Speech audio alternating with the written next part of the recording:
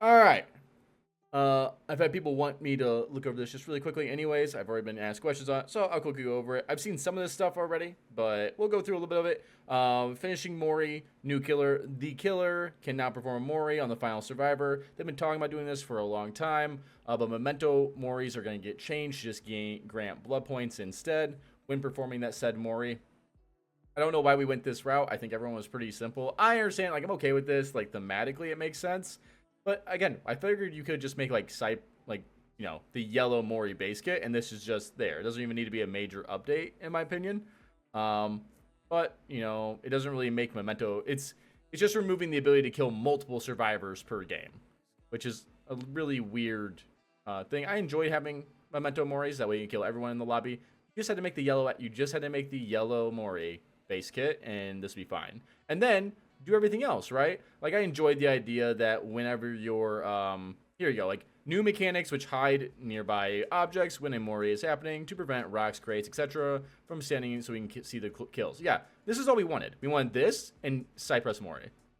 That would be perfect. Teamwork Power 2. This effect will linger for a few seconds when out of range. Re-entering this range before the linger time effect will maintain the effects. Increased range to 8, 12, 16 meters. Makes sense. So it's a 4-meter buff. Power 2 no longer has a cooldown. Oh, at all, huh? No longer deactivates when either survivor loses a health state. So this is just them staying together. Well, this is going to be interesting. I don't know. This would be really good for, like, group play. Like, this could be really dumb, right? Because Teamwork Power 2 gives, what, 7% haste when you're by somebody, or is it 5%? Either way, you get permanent haste stats effect as long as you're by together. So you might see, like, swift groups, like 2-manning, and then just getting a really, really strong speed buff. I don't know. I need to see how this plays out. This could be really good, or it could just be null and void. Collective Stealth. The effect will linger for a few more seconds. It's the same thing. It's just not. It's just, yeah, staying together, but getting like that the stealth effect. That's fair.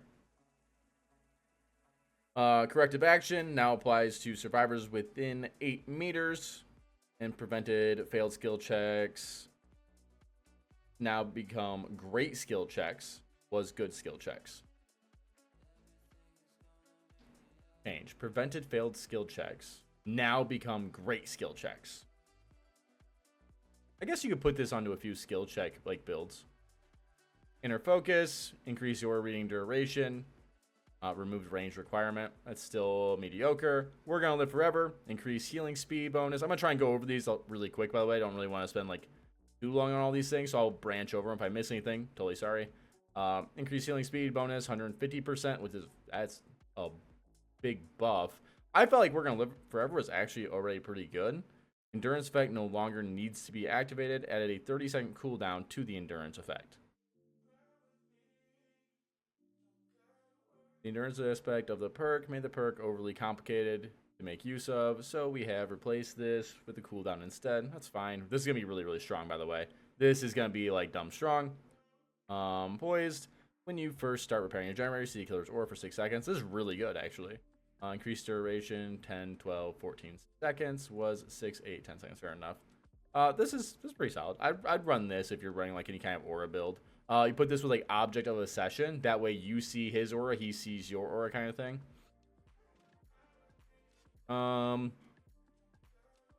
Blood Rush now activates for 40, 50, 60 seconds after being unhooked. Blood Rush now deactivates upon performing a conspicuous action. Blood Rush now deactivates when it exegates. Yep, not in-game. Blood Rush no longer heals or provides the broken stats effect. This perk had a lot of effects and equally strict set. Okay, so Blood Rush is like another anti-tunnel. I feel like we have so many anti-tunnel, but hey, you know what? Whatever. Should be pretty solid. I can't imagine it being bad. I don't know how much it'll be brought versus like off the record. But it might. Like, you could combine this, get Blood Rush, then get off the record, then get your exalt. Like, it could be a lot of distance there. Quick Gambit. I actually like this perk currently, but I did want it to get buffed. When chased, see the aura of other survivors. No range on that. Wow. Why bring Bond? I mean, I guess you bring Bond just for seeing everybody, but I feel like this is just like the new, a little bit better version of it. Quick Gambit now has a 60-second cooldown upon losing a health state. That's fair. reduced repair speed bonus, okay, but now it has no longer has a limited range. That's really good. So you're gonna see people who are running this now. This will get play. Because you're gonna be chasing somebody who's like pretty solid at looping or even pre-dropping. They will pre-drop everything, but during that whole time, their whole team's getting a 5% repair speed bump. Like, this could affect your games. I don't know how much, but it could be really solid. Distortion. I already read this one before coming in because I always obviously stream later, so I always get to this stuff a little bit later. Distortion no longer has tokens and deactivates once used until the next time you are chased. Increased duration to 8, 10, 12 seconds. Yeah, there was no need to really... Okay, so like I'm going to take the hot take for maybe some killer mains. Distortion was fine. There was nothing really wrong with Distortion. Yes, it countered out aura perks. If you wanted to nerf this, give it one less token or make you maybe have to be a little bit longer to get your tokens. You did not need to rework this perk. This could have been a simple numbers change, and it would have been fine if you felt like it was overperforming. But Distortion and Stealth play are, different play styles, and I support those play styles, and I think they're healthy for the game. I think Distortion was fine. There were a lot of ways you could see people. You have, like, Screaming. You do have auras. Like, you have crows. Like, there's so many different ways. Distortion didn't really need to be gutted. But standard behavior, standard behavior is just them, like, taking something out back and shooting it.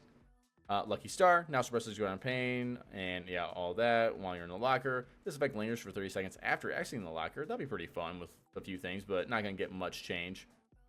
Genetic limits for killer perks. Anytime a survivor loses a health state, they suffer from the exhaustion for 6, 7, 8 seconds.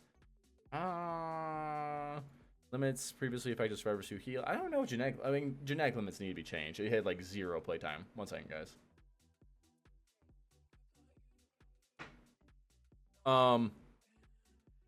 Anytime a survivor loses a health state, they suffer from the exhaustion stats after 6, 7, or 8 seconds. This is gonna be good on some killers like Huntress. Will probably never have to worry about Dead Hard. But old genetic limits was 32 seconds, and if you brought with like Mindbreaker, you just had them permanently exhausted. I don't know if this is the way I'd go with it, but it will get play. Leverage. I've been wanting a big leverage rework for a long time. When a survivor performs an unhook, their healing speed is reduced by, I'm just going to by 50% for 30 seconds. This is going to tie in really, really well with Gift of Pain. Will it be good on its own, though? This is actually going to be, honestly, this might not be that bad. Resurgence is heavy getting used in my games right now, and I see why. It is so good. Gift of Pain is a good counter to that. Leverage stacks with Gift of Pain.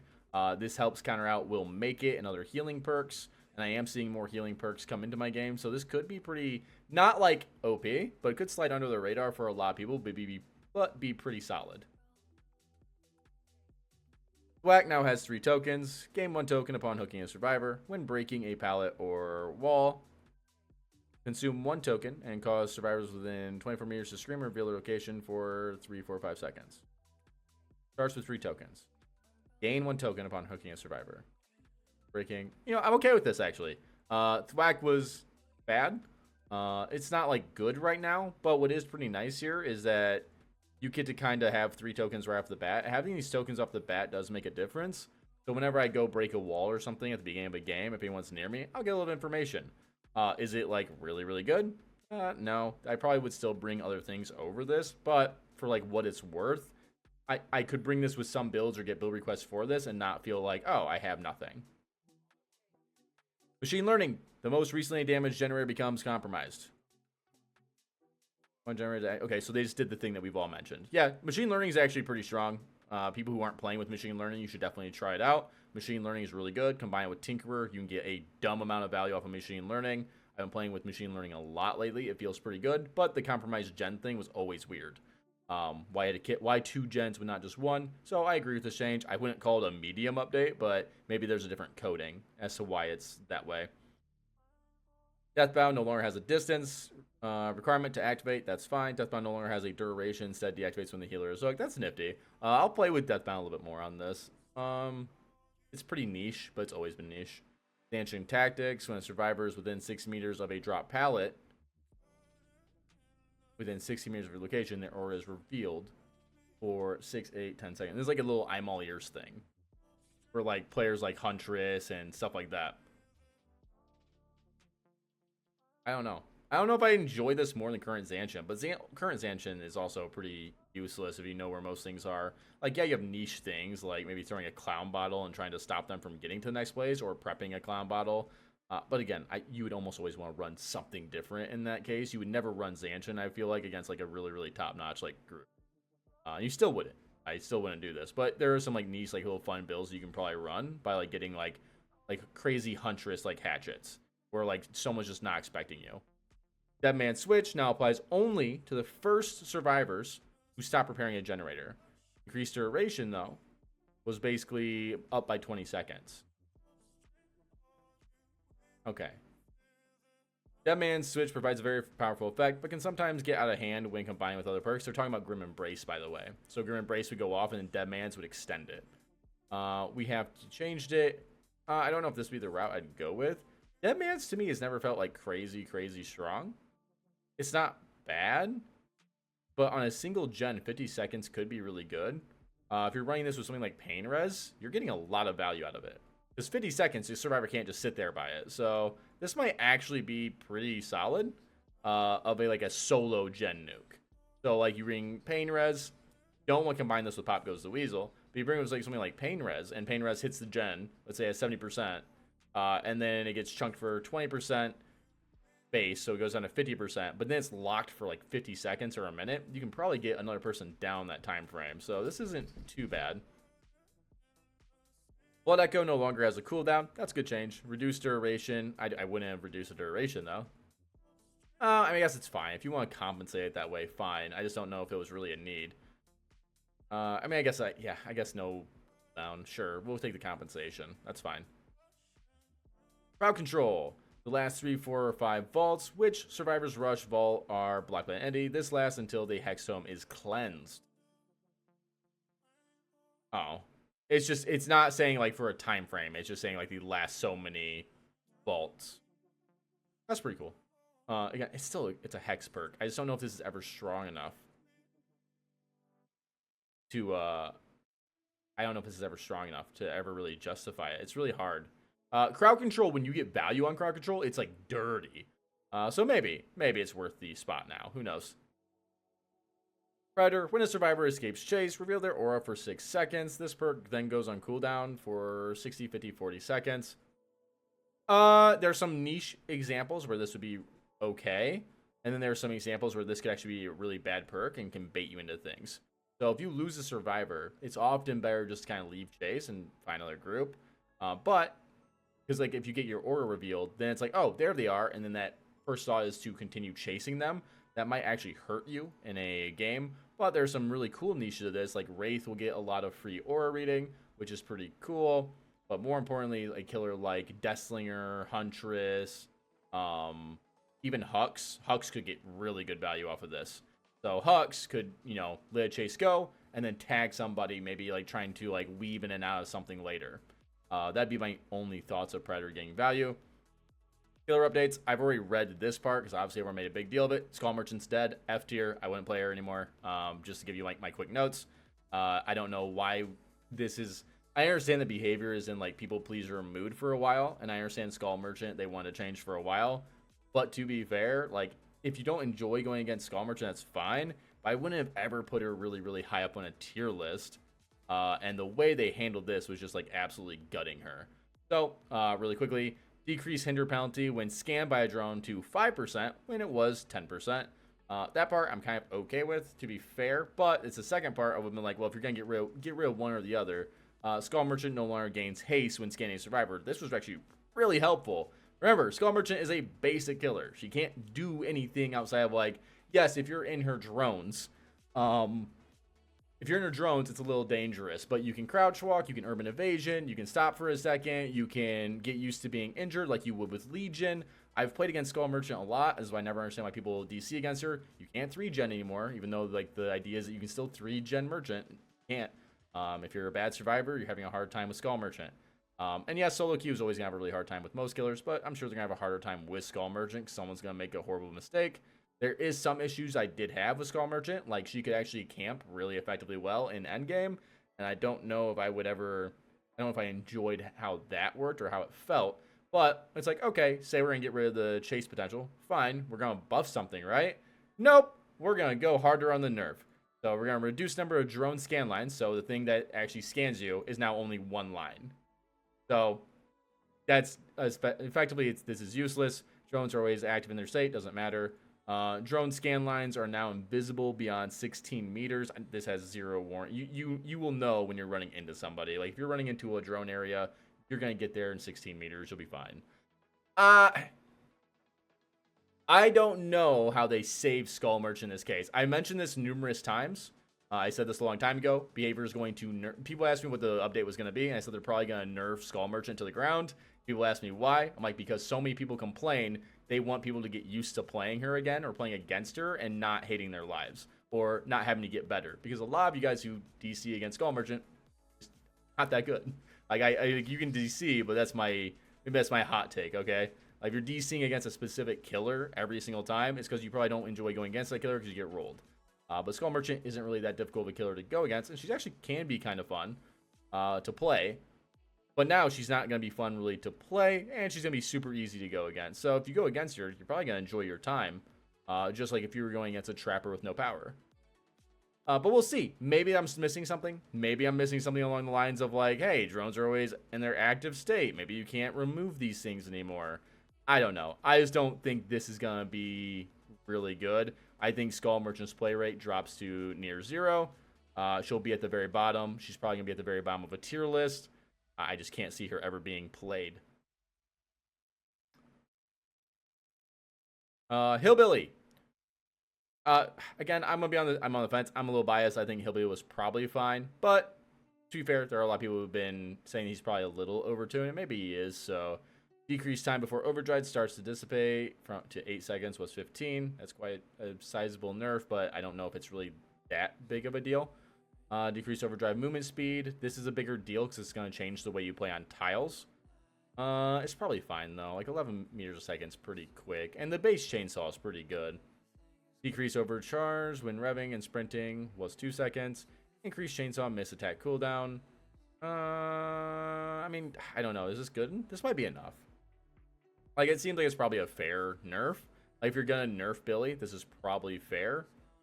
Again, I don't know how we can. I probably wouldn't have nerfed Billy. I enjoyed Billy being at one of the top spots in terms of being strong, but I don't know if this is gonna change a lot for a lot of Billy players. So I would have enjoyed some more curve though. You know, again, give me a little bit of a, you know, give me the add-on treatment where we get our base boots, okay? That way I can make some fun snipe plays. The twins increased Victor's cooldown when crushed to 20 seconds was 15, so it's just gonna be a double nerf, right? Increased cooldown after Victor downs a survivor to 3.2 seconds was 2.7. Yeah, so now we're nerfing twins. I mean, the 10 twins players are gonna be probably not happy about it. I don't know if you really need to nerf the twins, but you can probably justify it. Twins are actually really strong. Just not a lot of people play twins. Give and take. Didn't they went through so many changes with twins? I don't ever really trust their ideas when it comes to like messing with twins. And I really don't trust their ideas when it comes to like touching like Skull Merchant. They seem to be lost on like what to do for those killers. The unknown. I had a weird thing. I thought they were gonna make some like quality of life changes, but I don't think they went that way, right? HUD update to display teleport cooldown, hallucination spawn timer. We already have a hallucination kind of spawn timer. Maybe it's gonna be a little bit more accurate on the side. Movement speed now decreases sooner when charging your power. This is to stop clicking. So for example, if you had an hallucination coming up, you could click the power to keep the hallucination. That way you could put it where you want to. This, I don't understand why they're doing it. I'll read the thing in a second, but losing movement speed for that means you're not getting as much like map pressure, and you really want map pressure, especially as unknown, and you won't be able to place your teleports where you want them.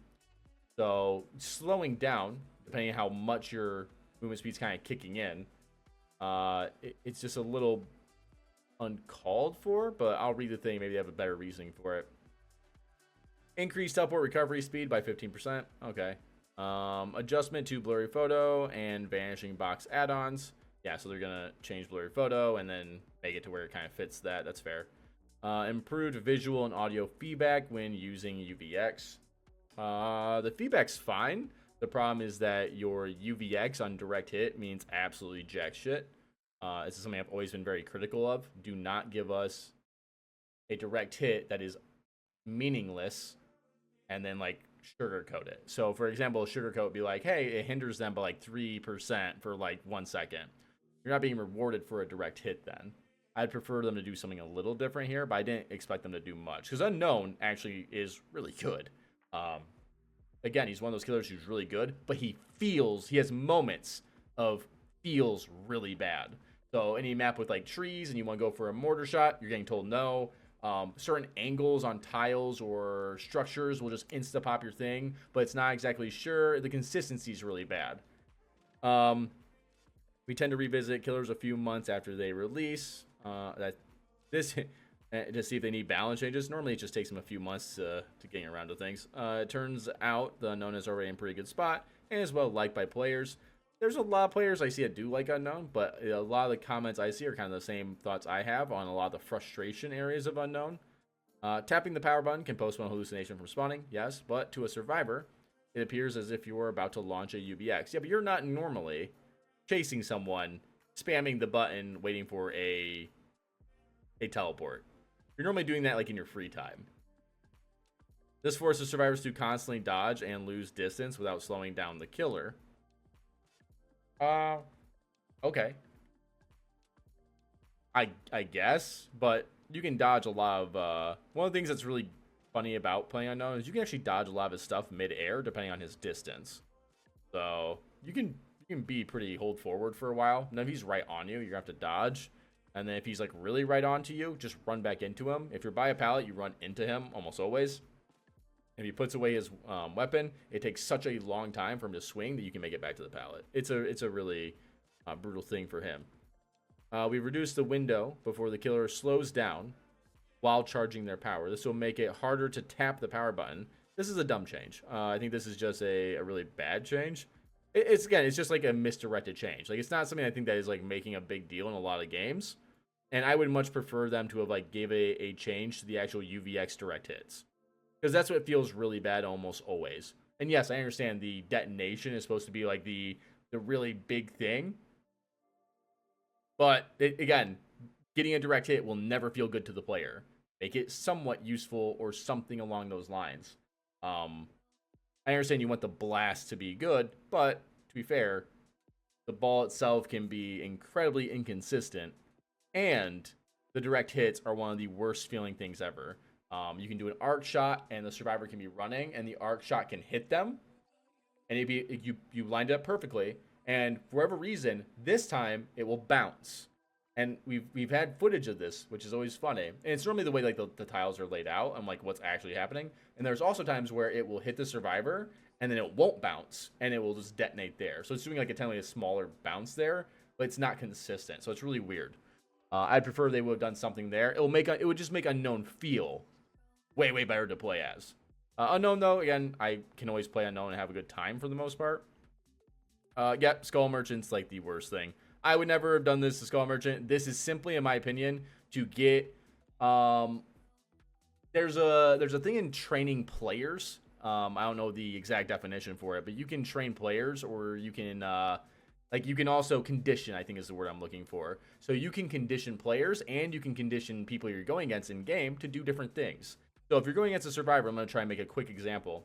If you're going against a survivor and you have ran in, let's say you have mind gamed the first like 3 pallets, and then coming up to the 4th one, you don't mind game, and the survivor never expects it because you've conditioned them up to so many times to not drop the pallet, or to greed the pallet, or to whatever have you. And you can do this a lot by like faking certain things, and it's a big part of like the mind game that goes into like playing killer and survivor. Game developers can also condition players, and I would say players, survivors. This one goes to you. I've already said distortion should have been nerfed, so don't hate me. Again, I'm a big fan of distortion. All right, don't come at me with this. Players and survivors specifically have been conditioned, and this is going to be thanks to content creators. It's going to be thanks to like the initial stigma. It's going to be thanks to a lot of other things that have happened. that whenever they see Skull Merchant, they need to leave the game. Skull Merchant, Dull Merchant. Skull Merchant, I AFK. Skull Merchant, I don't ever want to learn how to play against this killer. And people will ask, like, oh my god, Skull Merchant has the highest kill rate. It's like, yeah, but there's so many people leaving games. Yeah, Red, well, it doesn't count DCs. Yeah, but they have no way of telling if you died on hook first hook by unhooking yourself, or if you just died first hook because no one came and got you. So her numbers were drastically shot up. So you can't ever utilize that. This is why you never utilize, if you're ever arguing with someone online and you try and like use the stats or anything that behavior has ever let out, don't forget behaviors also said like their stats are something they would not utilize in those areas as well. There are some things you can pull out of stats, but one of the big things is there are some things that get through that change the way those stats are. Again, Nurse would be a really bad killer if we went off of stats, but everyone knows that we are not, that she is not. So I think everyone's been conditioned to hate Skull Merchant. And now, what I think they're going to try and do is try and condition people to not mind going against Skull Merchant and then buff her later. That would be my hope. Or, and this is the more likely thing, behavior has no idea what to do with Skull Merchant, so they're nerfing her, so people just enjoy playing against her, and the few people who enjoy playing her don't have to worry about DCs as often. But they did it at the cost of like super nuking her. But my thought process is it's probably more of a, you can go either way. It could be a 5-head situation of like, hey, we're gonna super nerf Merchant for like 6 months, and then we're gonna buff Merchant in 2025 with some different changes, and then everyone will be okay going against Skull Merchant now, so they won't DC automatically. Because when Skull Merchant got changed from 3-gen Merchant,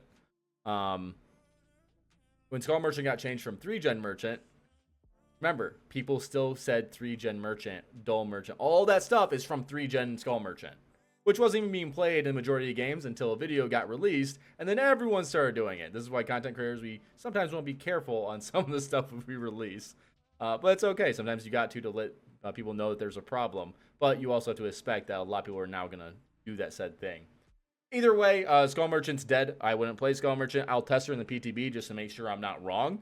But by just reading this here, she's like dead on arrival. I would not play her. I would, if you're a Skull Merchant main, I'd probably find a new main.